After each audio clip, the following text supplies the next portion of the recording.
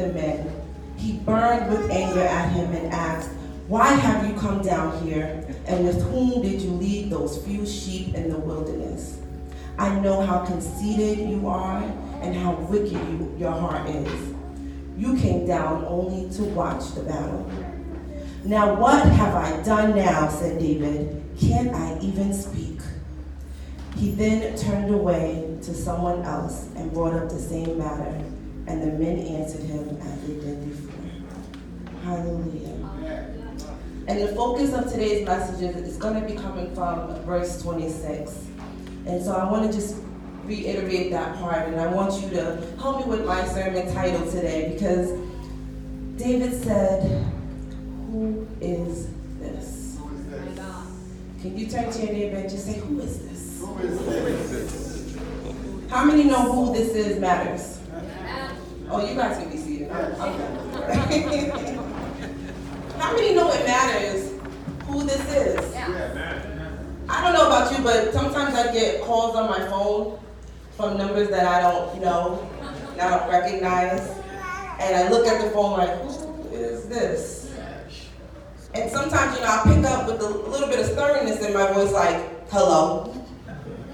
And then, for somebody I know, my voice softens a little. Like, "Oh, okay, I know who this is." But how many know if it's a bill collector, we just keep that stern voice? Because you respond to things differently depending on who it is. If your pastor or your bishop is speaking to you, you may receive it a little bit different than you may on someone on the street, because who it is matters. And as I was praying and I was asking God, what should I say to your people? What is it that they need to hear? I started studying the life of David. And he brought him from the sheep field. He brought him from what some would consider a lower level. He brought him all the way to the kingdom. And I wanted to know, how did he get there? How did he get him to that next level? How was he able to be brought higher and higher, from glory to glory? How was he able to do that? And so at first I thought my message was going to be, God, take us higher. And I started studying that, but then last night I was studying, and he just kept highlighting this word, "Who is this?" And he said, before I can take my people to the next level, before I can draw them higher, before I can bring them into new dimensions of who they are, before I can help them to fulfill their purpose, and we're talking about the Potter's house, before they can be who I created them to be, they're going to have to know who this is. And there's 3 parts he wanted me to really highlight for you, because the enemy is tricky. And sometimes the enemy starts to get into our minds, he starts to get into our thoughts, he starts to get into, the people speaking to us, and we don't recognize that it's the enemy speaking. Sometimes we'll receive something that's not really for us to receive. And sometimes we'll let somebody else project their fears and their insecurities and their doubts onto us, and we're just receiving it. And we're not recognizing that it's the enemy trying to keep us on purpose. Because here's the thing about the devil. He can't stop the plan of God. He can't put up any obstacle that can stop it. He can't put a word out that can stop it. He has no real power. But here's the thing, if you think he has the power, if you start to believe what he's saying to you, you can stop the purpose that God has for your life. You can be the one that's sitting down and resting and doubting and letting those insecurities take hold of you if you don't know that it's the enemy. And sometimes we don't have our defense up, because the word tells us that we have a full armor of God. And some of us are not using our full armor. We have prayer, we have the word, we have all these things at our disposal to use against the enemy, and we're not using it because half the time we don't even know that it's the enemy. We've replaced our own thoughts. The enemy has gotten into your mind, and now you don't know the difference between your own voice and the enemy's voice. But I love, because whenever you're trying to go to the next level, whenever you're trying to go to the next dimension of who you are, there is going to be people who are going to start accusing you of things. They're going to start talking to your character. The word tells us that his brothers were there, and they said, "I know that you're conceited. I know that you have a wicked heart." Now, what if David had believed that? What if he received that and said, you know what? They're right. I shouldn't be too conceited. They're right. Why did I leave those few sheep? Why, you know what? Let me just go back to where I came from. There's nothing for me to do here. What if he received that? And how much of what we say to ourselves have we received? We keep on the same level because we say, well, you know, we know where we came from. We know our past. And we hold our own past against ourselves. But God is saying, I'm doing a new thing. I'm trying to take you to a new level. And he doesn't want us to stay stuck in the old. He doesn't want us to stay stuck in what we used to be doing. So David tells us, he said he turned away. And I just believe that there's some things that you're going to have to turn away from. There's some ways of thinking you're going to have to turn away from. There's a little bit of ego you're going to have to turn away from. A little bit of pride you're going to have to turn away from. If you really want God to be able to take you to that next level. And so we know that the devil is the accuser of the brethren. So anytime you start hearing voices of accusation, you should know who it is. But God is saying that, you know, they don't know. So when those thoughts come in their mind, they start saying, maybe God can't use me. Maybe God really doesn't, you know, he doesn't really know what's in my heart, but he knows exactly what's in your heart. He knew before you were in your mother's womb. He had a plan for you. And so we have to start knowing who it is that's speaking. So I want you guys to go, when you go throughout your week, I want you to start asking God to reveal, who is this? When those voices come in your mind, who is this speaking? Who is this? Because we'll mess around and we'll talk our own selves out of our own blessings. Because we'll pray for things. God, use me. God, you know, take me to promote me. I want to go to the next level. Promote me at my job. Promote me in, you know, in ministry. Whatever it is that we're trying to do, we want to go to the next level. And he's saying he can't take you to the next level until you know who it is. Hallelujah. Because we don't want to keep taking the blessings away that he's trying to give us. He said, I'm trying to bless you. I'm trying to do it, but you keep talking me out of it. Moses. You remember when Moses was at the burning bush? The word tells us, it says in Exodus 4:10, it said, Moses said to the Lord, pardon your servant, Lord. I have never been eloquent, neither in the past nor since you have spoken to your servant. I am slow of speech. The Lord said to him, who gave human beings their mouths? Who made them deaf or mute? Who gives them sight or makes them blind? It is I, the Lord. Now go, I will help you, and I will speak, and I will teach you to say what to say. But Moses said, pardon your servant, Lord. Please send someone else. And I couldn't understand why someone would talk God out of using them. I couldn't understand why God is right there face to face saying, I want to send you. I have a plan for you. There's something great that I want to do from you. And he's saying, oh, but I can't speak. Right. And at first I didn't understand. I'm like, why would someone do that? Why would someone talk God out of blessing them? But then he kind of tapped me on my shoulder and say, how many times have you done it?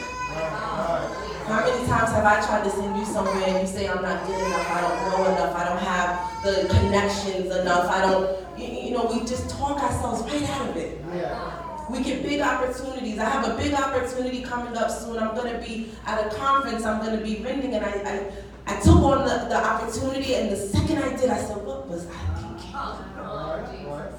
I don't know what I'm doing. I don't know about business. What did I sign up for? And I start thinking of ways like to back out of it. And he said, I'm trying to bless you. I'm trying to do this for you, but you keep trying to talk me out of it. You keep telling me what you don't have. You keep telling me what you aren't able to do, what you're missing, but you don't know that I will teach you. I will speak for you. If you allow yourself to be a willing vessel, he will do it for you. And so many times we try to do it in our own strength. We try to do it with our own way. We feel like, oh, I got to go back to school and get this degree, and I got to, you know, shake hands with this person and be nice to this person and make this connection and that connection. And he's saying, I will do it. I will. And sometimes we just have to release it and let him do what he's trying to do. Yes. And so, as I was reading it, I said, well, God, how do we do that? How do I even know that I have something in me to give? And he said, my word tells you I have given everyone a measure of faith. Yes. I have given everyone a gift and a talent.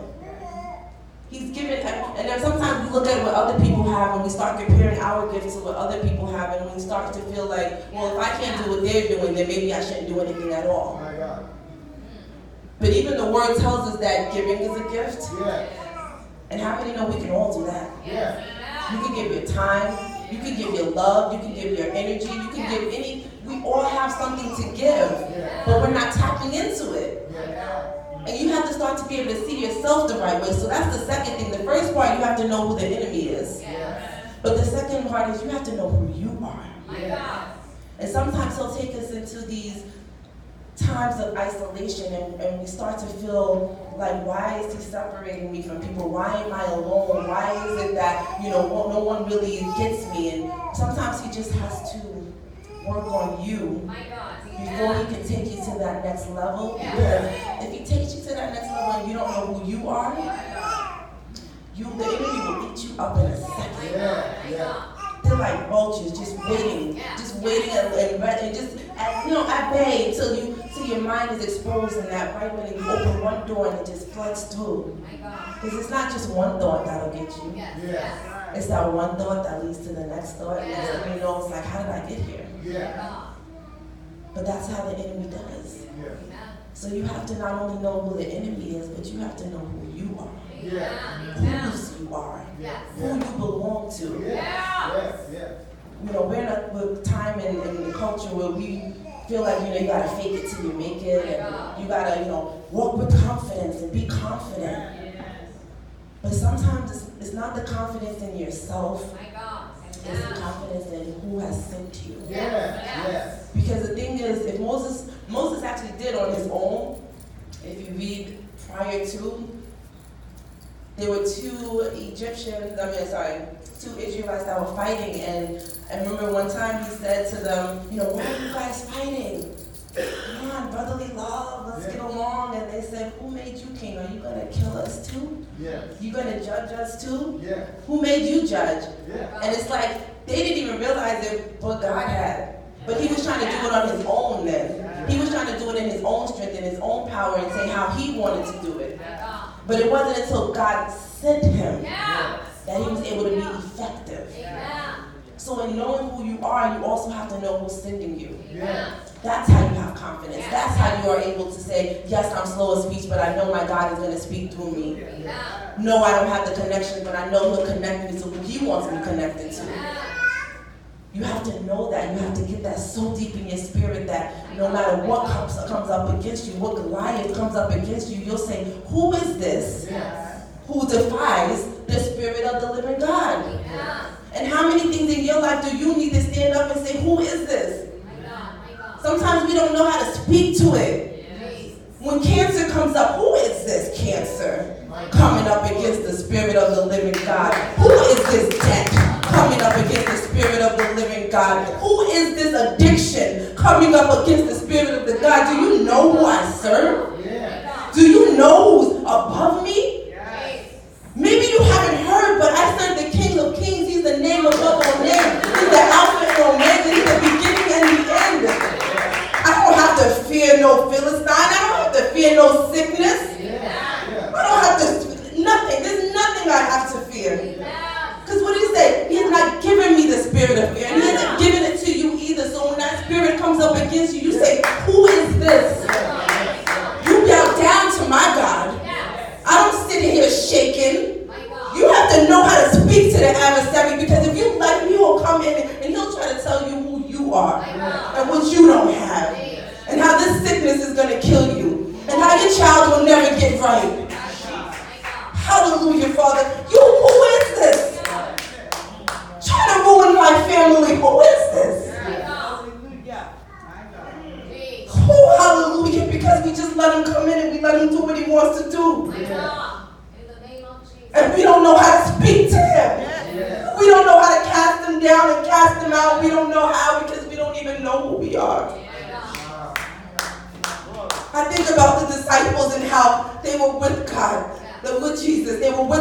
walked, they saw all the miracles, and they still didn't even understand who was with them.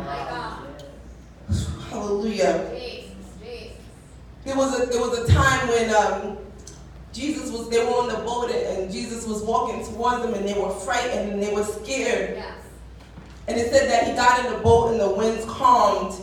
And it said that the disciples were amazed because they did not understand. My God.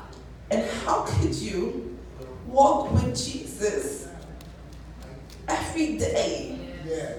See the miracles with your own eyes. And not see who he is.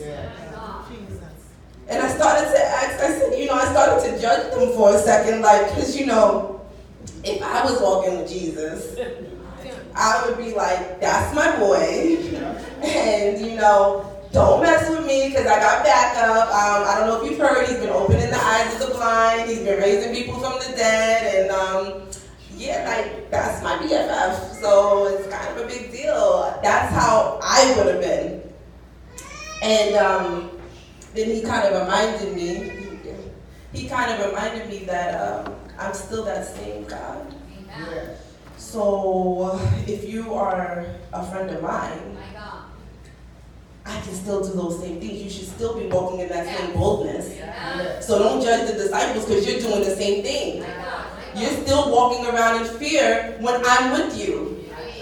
You're still questioning the word that I've given you, and I'm right here with you. I said I would never leave nor forsake you, and yet you still question it.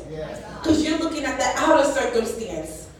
You're looking at what's going on around you. You're looking at your bank account to decide whether or not I'm faithful. Instead of just looking at the fact that who I am. If you just knew who he was. He is a provider. He is a way maker. He is a miracle worker. That's not what he does. That's who he is. That means that he can't be anything other than that. That means we have to start really accepting that and really understanding that so that we could walk in boldness to our purpose.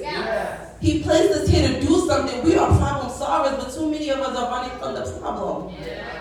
How are you going to solve a problem that you're running from? All of those men there, David was the only one that said, who is this? He wasn't even in the army. You have soldiers that were trained for battle, sitting there scared. Because why? Because they didn't know who was with them. They didn't know what they had in them. And all he had to do was speak. He didn't even need no fancy armor. He didn't need a sword. He said, give me my slingshot, give me a rock. I just need one shot because I know who's with me. My God does not miss any shots. When he means to hit, he will hit. And that's what we have to start saying. When you recognize that all things truly do work together for the good of those who love them, you start seeing battles a little differently. You start seeing obstacles a little differently. And the thing is, the thing that you slay today is going to be the thing that helps you down the line. You need these obstacles on this level. You need that on this level so that when David was on the run, later on if you go do the scripture, it's a really great scripture, you really should read the whole thing. But when he was on the run from Saul, he had to go, he didn't have any weapon. So he went, and the guy said, I don't have any, the only thing I have is from Goliath. Isn't that funny how what he killed in one season was preparation, was security, was something to help him with a weapon in the next season. Your battle in one season is going to be your weapon in the next season. And that's a word for somebody who's going through something right now and you don't understand, why do I have to go through this? You're going to go through this because it's going to be your weapon in the next season. It's going to be the thing that you use to fight in the next season. Because guess what? There's two things you can do. You can either use your past and let it hold you back, or you can use your past to say, my God did it before. When David went up to Saul, the king told him, he said, you can't fight against this Goliath. He's been a trained soldier since a young boy, and, who are you? And David said, well, while I was watching those sheep, those little few sheep, back in the field, a lion came up against me. And I killed that. And a bear came up against me. I killed that. Yeah. And he said when they tried to go off, I went after them. Yeah. And took my sheep back. And the same God that did it for me then is going to be the same God that delivers me now. So sometimes you have to use your past not to hold you back, but so that you can proclaim, guess what? The same God back then, the same God now. The same God that delivered me is going to deliver my child. The same God that healed me then is the same God that's going to heal me now. Because you know what? He does it in those battles. He just tests your faith. He's building your faith and he's going to use it. He's going to use it all. There's nothing's a waste. Nothing's at waste. He uses every single part of you. Everything that you've been through, he uses it. In your next season. And he says, I want to take them higher. I want to take them to the next level. Yes. Because there's some things going on in this world. And who's going to do it if we don't do it? You turn on the news, you turn social media on, and there's just so much going on. Yes. And there's so many lost people, they don't know. And I'm just wondering if the people who don't know God, how are they gonna know if we don't even know? Like we say we know. And we sit in this church, we come together on Sunday and we read the word. But then we go out and we go to work and somebody says the wrong thing to us and we forget. Or, debt comes up on us and we forget. God can do it like that. I remember one time this friend, I said, I don't know how I'm going to pay all this debt off. And don't you know God made a way? Like, it was like, almost like as if he was in a stage in my life where he was like, let me just prove something to her real quick because she just don't get it.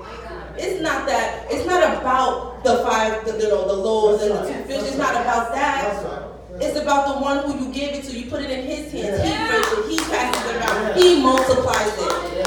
And he gives you leftover.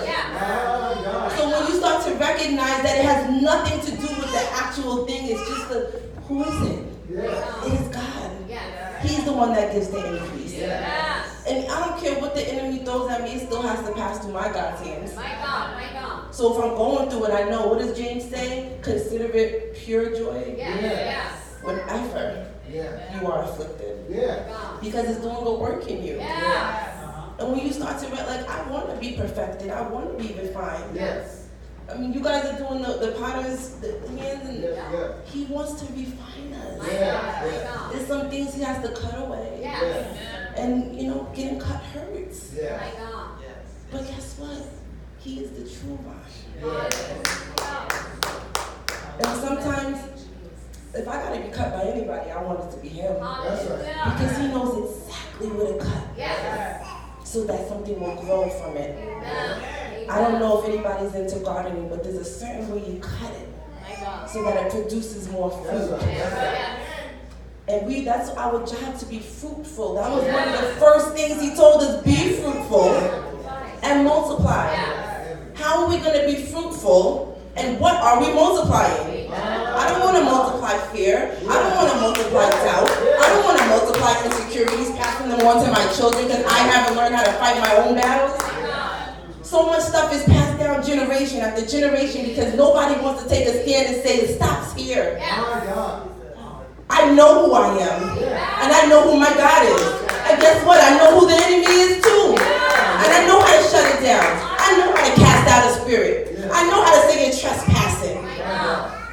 But do you know how? Because Bishop, First Lady, they're not going to always be there to lay hands. They're not going to always be there to pray over you. You got to learn how to do it for yourself. You got to learn how to read this word yourself. You got to learn how to have revelation for yourself over your own life. God can speak directly to you. He can speak directly to your situation. He can help you and you can say, you know what, Father, I give it to you. I give it to you. I want to know. How many people in here want to know, what is it that you put inside me?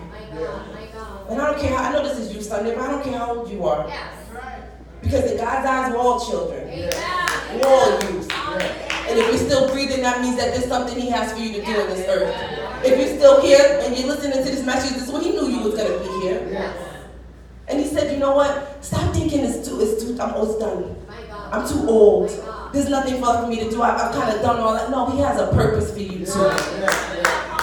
He has something that he wants you to do. Bishop Plummer just said they're doing a thing on Sunday for the youth and helping the children read. There's still stuff to do. How many workers do we have? We want to come and consume the word. But how many know it's not what you hear, it's what you do? Faith without works is dead. Where's the work? There's a scripture that says, he said, the harvest is plenty, but the labor is few. My God. Nobody want to work anymore. Jesus. And he's just looking, he's going throughout the whole earth. Jesus. Just looking. Hallelujah. Can I use you? Can I use you? Maybe you. He just wants to use. He has a purpose that he's trying to fulfill on this earth. It's not about me. It's not about you. It's all of us, a collective, a body of Christ. And if we're so focused on what we're lacking, I'm so focused on what they're going to say about me, how they're going to judge me, how they're going to look at me. My God. And it's not even about you. Yeah. Who is this? Who is this? My God. Hallelujah, Father, glory, hallelujah. I'm sorry, let me watch my time. Hallelujah. I just want you, I'm not going to stay up here too much longer. I didn't really even use my notes here. But, hallelujah. I just want you to go through this next stage of your life. Questioning, who is this? My God. Who is it that I serve? Who is it that I belong to? Father, what are the secrets that I don't even know about myself? Reveal them to me. Reveal the vision that you have for my life so I may know who it is that you have called. I want to know every part of you. I want to know the deepest and the darkest. I want to know it all. Because I don't want to leave this earth with anything left in me to give. I want to give it all now. I want to die empty. I don't want you to have to say to me, I gave you more and you did nothing with it. You buried your talents, you wicked child. I want him to say, well done, my good and faithful child. I don't have to have it all. I don't have to know it all. I just need to be a willing vessel for God to talk, speak through my life. Not just through my words, but my life. I want my life to show what I believe in. I want there to be evidence that I'm a believer. I want, when people see me in the street, I want them to see God in me. I don't want there to ever be a question of who I am. Hallelujah, Father. I'm going to leave you guys with that. I really pray that you heard something that you can take it with you and to help transform your life. Hallelujah.